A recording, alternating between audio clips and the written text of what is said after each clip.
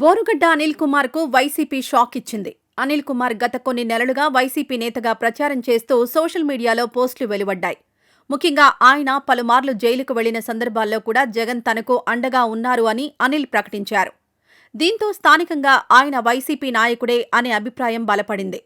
దీంతో పార్టీపై విమర్శలు కూడా వచ్చాయి. అయితే తాజాగా వైసీపీ అధికారికంగా స్పందిస్తూ అనిల్ కుమార్ కు పార్టీతో ఎలాంటి సంబంధం లేదని, ఆయన చేస్తున్న అరాచకాలకు పార్టీకి ఎటువంటి బాధ్యత లేదని స్పష్టం చేసింది. అనిల్ను వైసీపీ నాయకుడిగా ప్రచారం చేయడం పూర్తిగా అవాస్తవమని, కొంతమంది వ్యక్తులు కావాలనే పార్టీ పేరును దుర్వినియోగం చేస్తున్నారని విమర్శించింది. ఈ ప్రకటనతో స్థానిక రాజకీయాల్లో కొత్త చర్చలు మొదలయ్యాయి. పార్టీ ఇంత స్పష్టమైన ఖండన చేయడంతో అనిల్ కుమార్ ఎలా స్పందిస్తారన్నది పెద్ద ప్రశ్నగా మారింది. గతంలో తరచూ వైసీపీకి సమీపంగా ఉన్నట్టు చెప్పుకున్న ఆయన ఇప్పుడు ఏ విధమైన ప్రకటన చేస్తారన్న దానిపై ఆసక్తి నెలకొంది.